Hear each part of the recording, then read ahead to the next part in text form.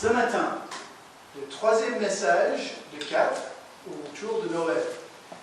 Donc, c'était donné à moi aujourd'hui de parler de l'arrivée de Noël. Donc, vous voyez hein, cette image-là, mais bon, on est dans la salle, ou ici, c'est assez lumineux, mais juste un instant. Mettez-vous dans un cabane dans la forêt, avec un peu de neige qui tombe. Il fait 19,5 degrés. Il fait froid, mais c'est pas grave parce que vous êtes à côté du cheminée avec le petit feu. Là, un petit chocolat chaud, puis de vin chaud, ça, comme vous voulez. Hein? Et on voit et on dit ah, voici Noël. Ou sinon, si c'est tout ça, hein? Ah oui, Noël. Et pour certains, ça vous fait rêver. Ah oui, c'est l'église, Noël. Ou encore ça. Donc, moi je peux vous dire, ça c'est un peu pour nous. Hein. Ah, c'est l'église, le Père Noël, c'est chouette. Mais moi j'ai un voisin qui est athée. Mais peut-être votre voisin athée, il est là. Hein. Il fête Noël avec la fameuse parade, l'arbre avec toutes les lumières. Ou sinon, peut-être ça c'est la maison de votre voisin. Donc, vous imaginez le prix chaque nuit, ça fait tourner le compteur comme ça. Ça me rappelle de ma jeunesse. J'ai déjà dit 10 000 fois, donc 10 000 et une fois, j'ai grandi dans un pays de fous. D'accord? Je dis ça gentiment, parce que mes parents sont toujours là, donc ils sont gentiment fous. Mais dans ma ville, à l'époque, on faisait une compétition de lumière. Hein, donc chaque maison, et la personne qui gagnait, il gagnait 1 mois d'électricité gratuite. Vous savez combien la compagnie d'électricité a gagné? Parce que pendant 1 mois, tout le monde mettait 10 000 lumières, et donc l'EDF de mon état a largement gagné. Donc j'ai grandi comme ça, et donc on faisait le tour dans la nuit, on allait de maison en maison. Noël. Et les 3 filles avaient un truc chez moi. Je ne sais pas si vous connaissez ce truc, ça s'appelle la neige. Donc pour les Rochelaises, c'est la neige, c'est un truc blanc qui tombe du ciel. Il faut demander à vos parents. Ils connaissent un peu la neige. Ou, et ben voilà, hein, ça... Je me souviens, hein, dans ma jeunesse, bon, le problème chez moi, il fait, même en ce moment, entre moins 20, moins 25. Donc ça fait un Noël un peu crispé, mais un peu froid, mais en même temps, quand ça commence à tomber dans l'après-midi du 24, avec tous ces lumières, Noël! Et donc, le titre de mon message aujourd'hui, c'est la honte de Noël. Alors, merci Marc, ça va être génial. Donc, je me suis réveillé tôt pour venir à l'église pour entendre un message qui parle de la honte de Noël. Parce qu'en fait, il y a des choses qu'on n'en parle pas trop. Donc, je vais vous montrer certains aspects honteux de Noël. Voilà, certains aspects honteux. D'abord, la conception. Matthieu, chapitre 1, verset 18 et 19. Voici de quelle manière arriva la naissance de Jésus-Christ. Marie, sa mère, était fiancée à Joseph. Or, avant qu'ils aient habité ensemble, elle se trouva enceinte par action du Saint-Esprit, qui n'est pas normal. D'accord? On est d'accord, ça c'est assez exceptionnel. Et Joseph, son fiancé, qui était un homme juste, qui ne voulait pas exposer au déshonneur, se proposa de rompre secrètement avec elle. Parce qu'on est fiancés, on va se marier bientôt, et ma future femme tombe enceinte, et je vais faire l'annonce à l'église, c'est pas moi! En fait, c'est le Saint-Esprit. Et tout le monde fait, comme d'hab, hein, n'est-ce pas? Bien essayé, Joseph, hein, il a l'air très très spirituel, mais le Saint-Esprit, oui, c'est ça. Et en fait, quand il dit qu'il ne voulait pas exposer au déshonneur, c'est un mot très précis dans le Nouveau Testament. C'est l'idée d'exposer comme un exemple public, amené à l'infamie, exposé à une disgrâce publique, exposé à la moquerie. On met tout ça ensemble, on va dans l'Ancien Testament qui était la Bible de l'époque de Marie et Joseph, on entre dans Deutéronome 22, et qu'est-ce qu'on voit? On voit la possibilité que les deux soient mis à mort. La honte. Donc, en 2020, si quelqu'un arrive, un voisin, un ami, même quelqu'un de la famille, ben voilà, ma copine, on habite ensemble, elle est enceinte et elle s'appelle Suzy. On n'est pas choqué. Vous dites la même chose en France en 1920, et c'est pour ça qu'il y avait toujours un endroit dans un couvent où on pouvait mettre l'enfant qui était illégitime. Parce qu'il y a 100 ans, et ça a été honteux. Donc, le but de ce message n'est de parler pas de ce sujet, si ça se fait, ça ne se fait pas. Juste, je vous dis, quand Marie est tombée enceinte, pour Joseph et pour toute la communauté de Nazareth, c'était une honte. Et c'est pour ça qu'il était tenté de mettre sa femme à part. Au lieu de l'exposer à une punition publique. Il ne faut jamais oublier que la naissance de Jésus a commencé de cette manière-là, la honte. Ensuite, la situation politique. Alors ça veut dire quoi? Dans Luc chapitre 2, verset 1, en ce temps-là, l'empereur Auguste donna l'ordre de recenser tous les habitants de l'Empire romain. Ça, c'est la situation. Je vais vous montrer un détail de la vie. Ce n'est pas grand-chose, mais le fameux masque.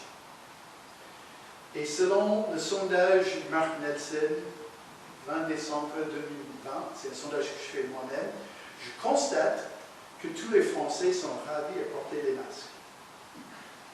N'est-ce pas? Donc, c'est un masque. Ça ne m'attire pas trop.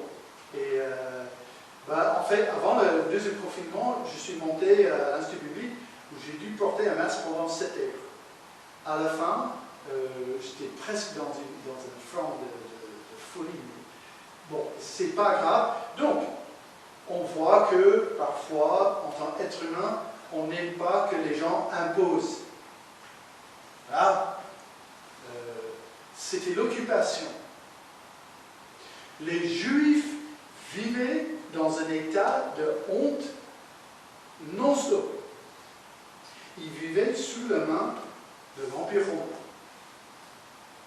Ce n'est pas juste un gentil président, premier ministre, gouverneur qui a dit « si ça ne vous dérange pas, j'ai envie de compter le nombre de personnes, donc on va faire un recensement.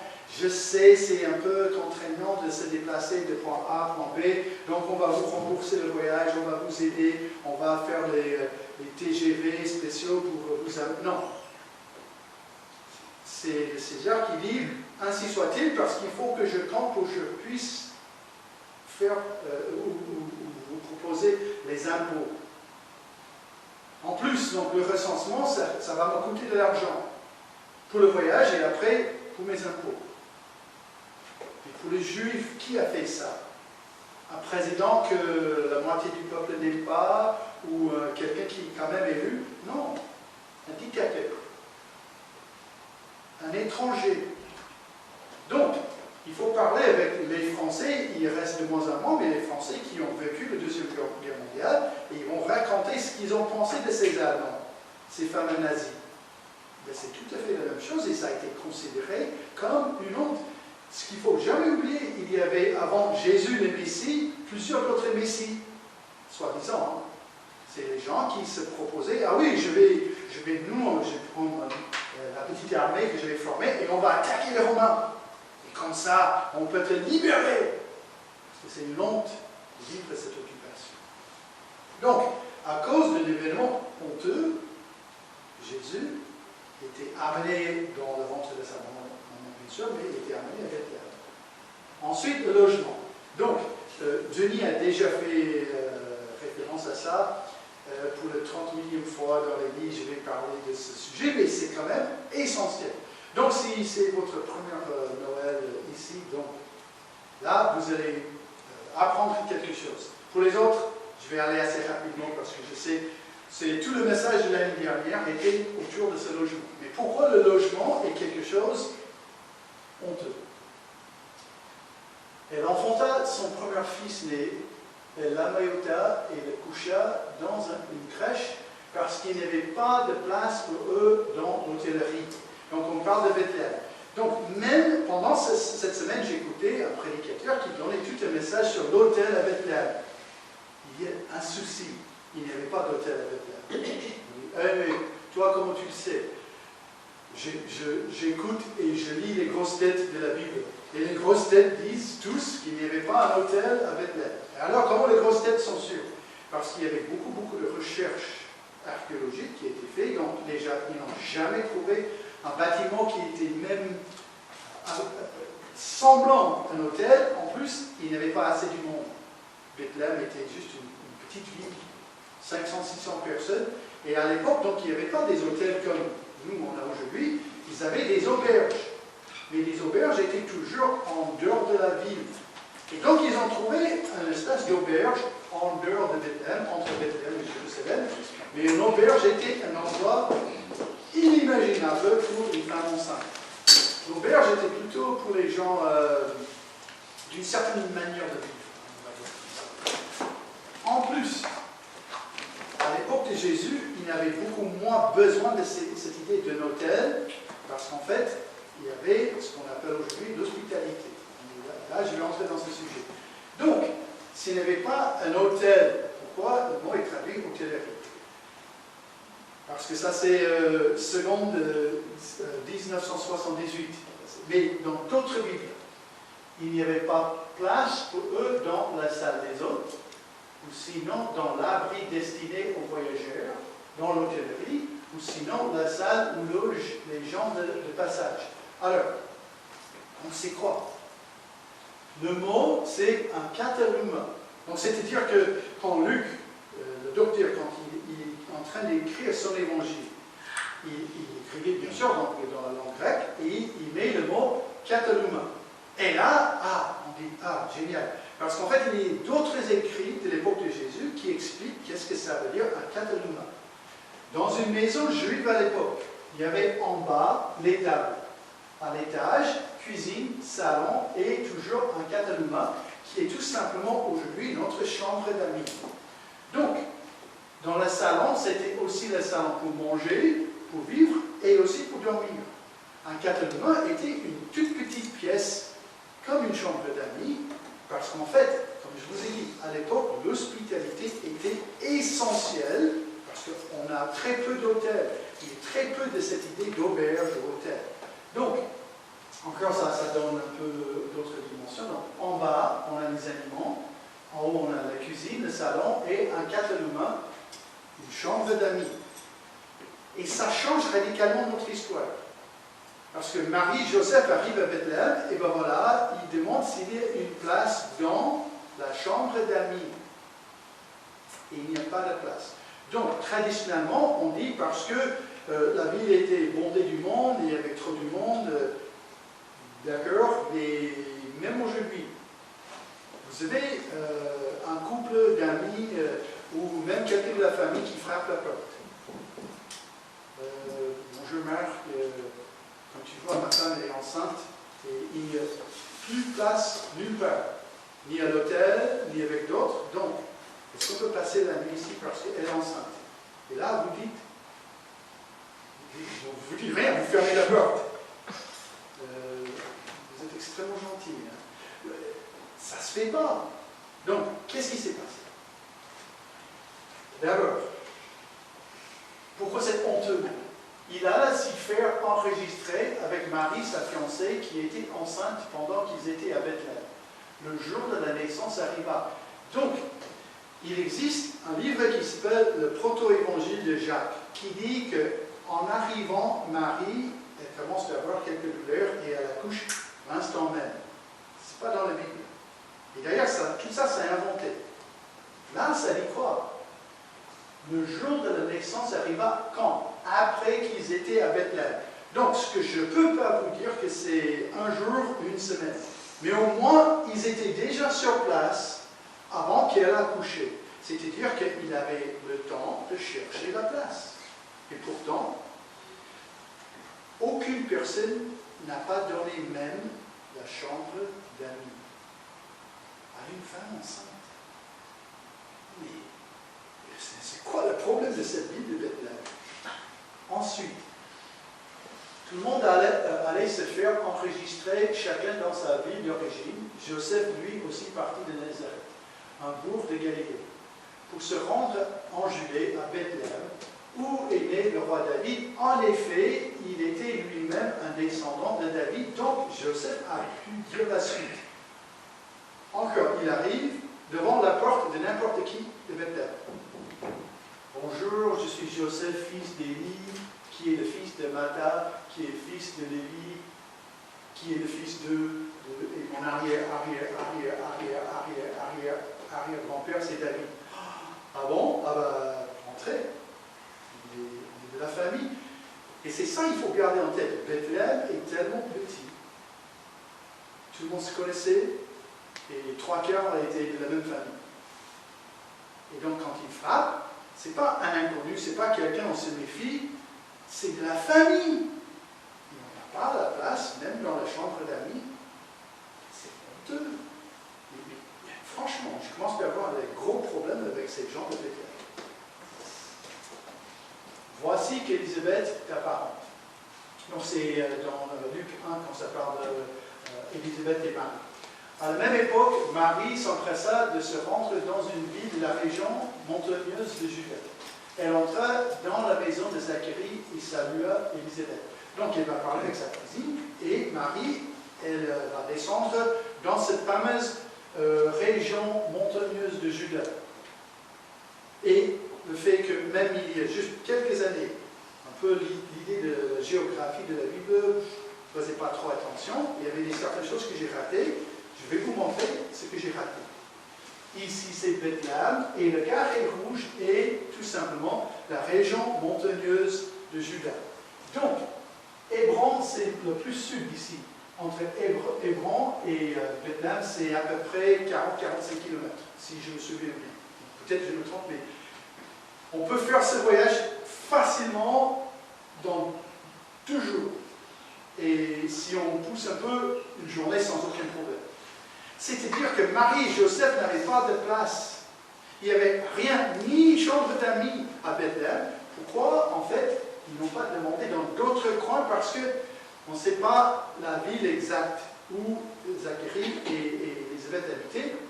Mais le problème, Zacharie, il est prêtre. Il faut qu'il travaille quelque temps dans l'année à Jérusalem. Donc il est peu probable qu'il habitait jusqu'au sud là. Donc il est fort probable qu'il habitait même assez proche, même très proche de Bethléem. Et pourtant, Marie et Joseph ne trouvaient pas une seule place. Et moi, je parle pour moi, le pourquoi est très facile. Sa fiancée qui était enceinte. Donc on peut facilement imaginer la suite. Il frappe quand même la porte. Bonjour, je suis David, fils de. À vous la place.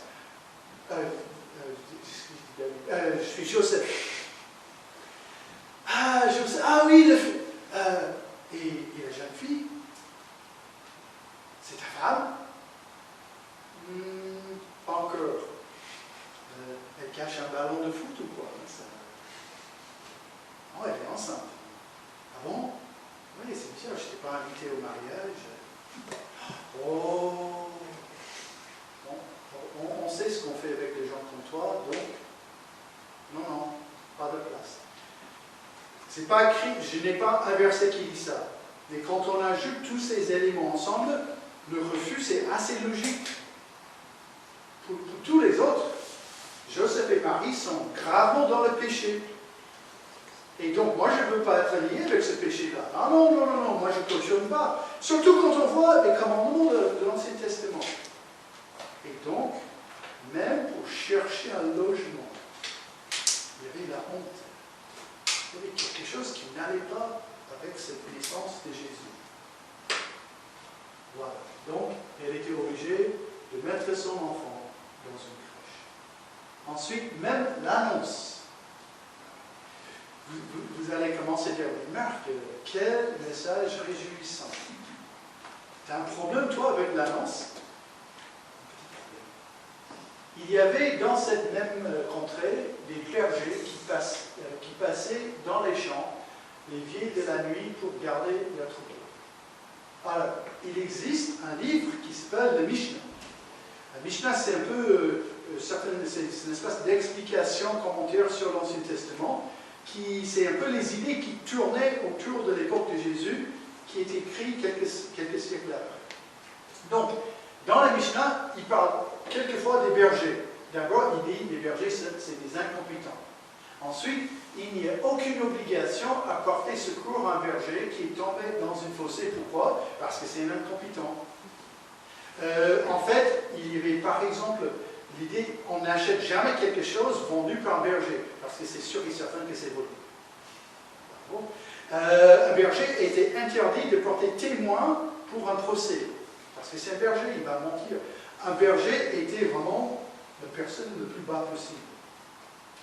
Et l'annonce de Jésus était annoncée à qui?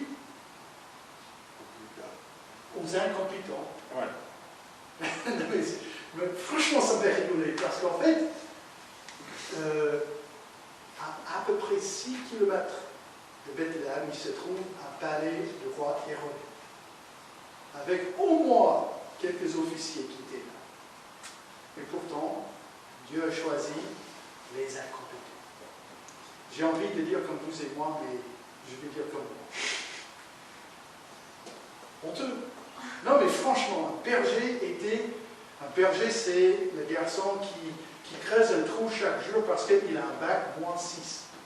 Hein, au collège, il voyait ça ne marche plus, donc il va creuser un trou chaque jour, c'est son boulot. Il ne sait rien faire. Un berger. Et voilà, ils ont reçu l'annonce de la naissance de Jésus. Après la violence. Là, on parle après la naissance, mais qu'est-ce qui se passe? Quand Hérode vit que les mages l'avaient trompé, il s'est mis dans une grande colère. Et il envoya tuer tous les enfants de 2 ans et au-dessus, qui étaient à Bethléem et qui dans tout son territoire, dans la date qui s'était fait préciser par les mages. La honte. C'est après la naissance, je comprends, mais on termine l'histoire de la naissance de Jésus comment? Un massacre. Et donc, d'un coup, je suis désolé, hein, mais nos belles images, les petites neiges qui tombent, le feu du cheminée, le petit chocolat chaud, les lumières, la crèche. Qu'est-ce qu'on fait de tout ça? Et on peut poser cette question très légitimement, mais pourquoi? Mais Dieu, mais c'est pas mon image de Noël, hein, ça, franchement. Hein. Pour moi, je préfère vraiment petit Père Noël, vive le vent, et la crèche aussi, hein, j'aime tout ça, quelques petits cadeaux. Ah, ça c'est le Noël que je préfère. Alors pourquoi, quand on regarde les textes, quand on regarde ces choses-là, pourquoi tellement de honte, de difficultés? Il n'y a pas un seul verset qui indique pourquoi. Mais il y avait quelque chose quand même, c'est carrément une prophétie, qui indique ce qui allait se passer. Isaïe chapitre 50, verset 2.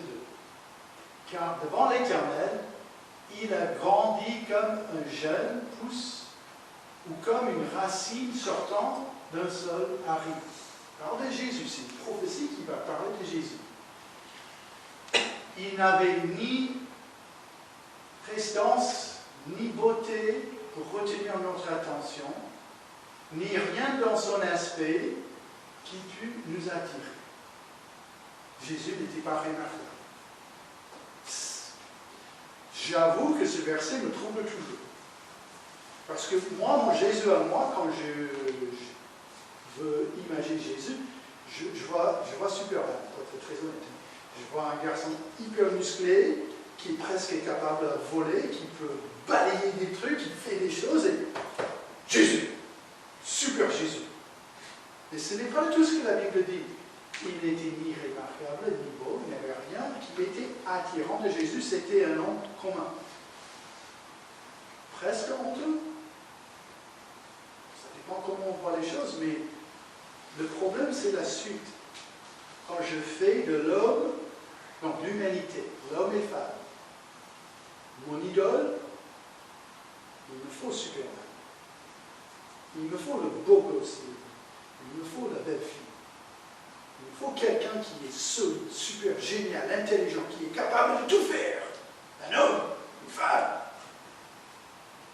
Quand mon idole est moi-même ou une autre personne. Mais là, Dieu envoie un sauveur qui est lui-même divin, qui dépasse toute possibilité d'un surhomme, de super. Mais ensuite, verset 3, il était méprisé, abandonné des hommes, un homme de douleur habitué à la souffrance. Oui, il était semblable à ceux devant lesquels on détournait les yeux. Il était méprisé et nous avons fait aucun cas de sa valeur. Et je sais, on prend ces versets 9 fois sur 10 et je comprends pourquoi, pour la fin de la vie de Jésus. Ah, tu parles de sa crucifixion. Oui, mais c'est plus que ça. Parce que ça ne parle pas que de la fin. Habitué à la souffrance. Pas juste le moment de la crucifixion. Habitué. Oui, il était semblable à ceux devant lesquels on détourne les yeux. Il était méprisé et nous n'avons fait aucun cas de sa valeur. Et pas juste à la fin. C'est-à-dire que Dieu est venu par terre. Dieu est né comme enfant, il a grandi, il a passé par terre, il a fait des miracles, il a déclaré sa personne. Et qu'est-ce qu'on a fait avec lui? Méprise, la honte. Jésus n'était pas ni accepté par son propre peuple. Et à la fin, il est abandonné par qui? Ses propres disciples. Jésus passait sa vie dans la honte. Il est Dieu. Il est Dieu fait chair, il a accepté un cœur. Il a accepté d'être limité. Verset 4. Pourtant, en vérité, c'est de nos maladies qu'il s'est chargé et ce sont nos souffrances qu'il a prises sur lui, alors que nous pensions que Dieu l'avait puni, frappé et humilié. La honte. Ce gros mot que j'ai dit quand j'avais 13 ans, et c'est sûr c'est le seul gros mot que j'ai dit dans toute ma vie. Jésus, le parfait, a pris tout ça. Ce qu'il faut voir, c'est que toute la vie de Jésus touche et entoure cette idée de la honte. Jésus a pris sur lui ce qui est honteux. Jésus est né d'une manière honteuse. Toute la vie de Jésus tourne autour de cette idée de la honte.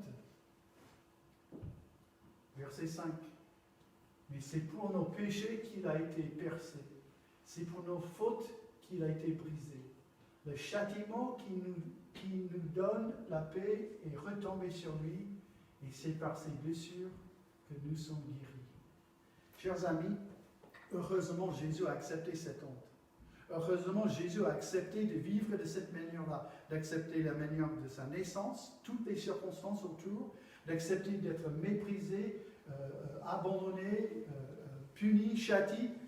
Il a tout fait pour prendre mes péchés, pour me pardonner de tout le mal que j'ai fait. Donc si un jour j'ai la bénédiction et la possibilité d'aller au ciel, de vivre éternellement avec Dieu, moi je vois dans la Bible, j'ai cette assurance. Jésus est mon Seigneur et mon Sauveur. Il me donne ça. C'est grâce à la honte qu'il a accepté de vivre de A à Z, du début jusqu'à la fin. Romains chapitre 7, versets 24-25. Quel déchirement terrible! Infortuné que je suis, qui me libérera de l'emprise de ma nature pécheresse? Qui affranchira mon cœur de l'esclavage des mauvais instincts?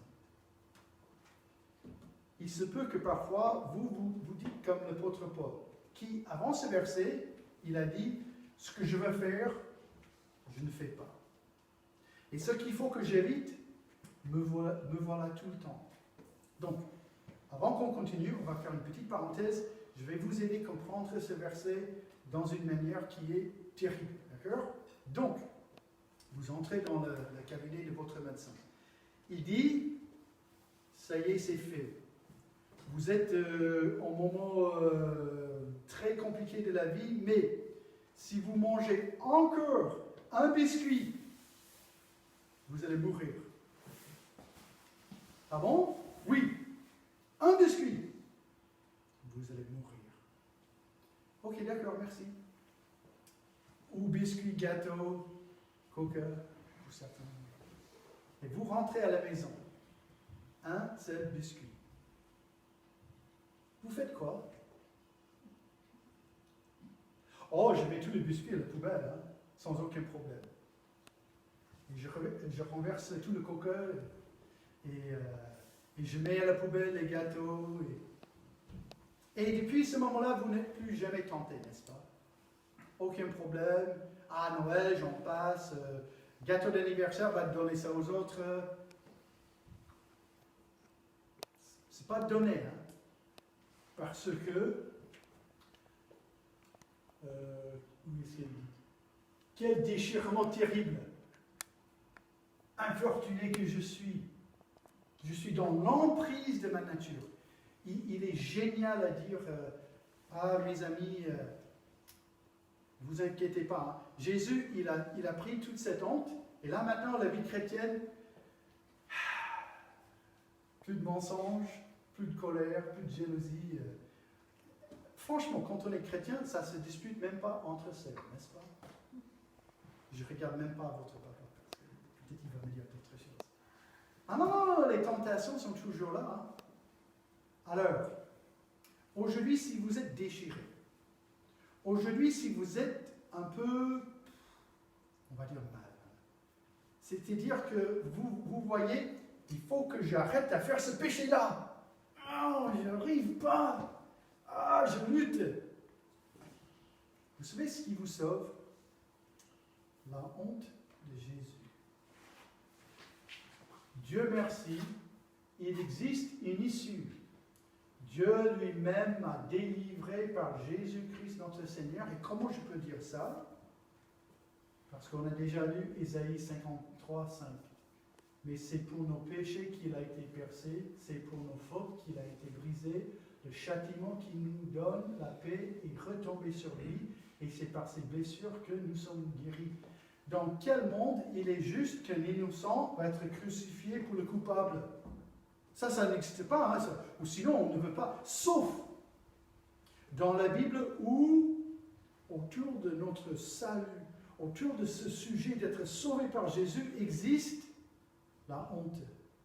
Mais c'est la honte que Jésus a acceptée volontairement. C'est la honte que Jésus a acceptée dès sa naissance. Jusqu'à la fin, Jésus était toujours maltraité. Jésus n'était jamais traité dignement de sa personne, et pourtant il a tout accepté pour qu'aujourd'hui je puisse dire Alléluia, je suis pardonné. Donc, il y a un gros combat dans la vie chrétienne.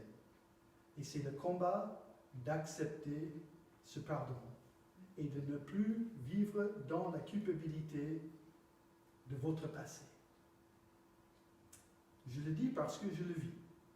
Combien de fois je regarde ce que j'ai fait ou pas fait et je me sens coupable. Mais devant Dieu, je ne suis plus coupable. Devant Dieu, aujourd'hui, moi, je suis innocent. Parce que Dieu m'a pardonné. Tous ces trucs que j'ai faits, même hier, c'est réglé. Je n'ai pas honte. Parce que Dieu m'a délivré par Jésus. Il existe une issue. Dieu lui-même m'a délivré par par Jésus-Christ notre Seigneur.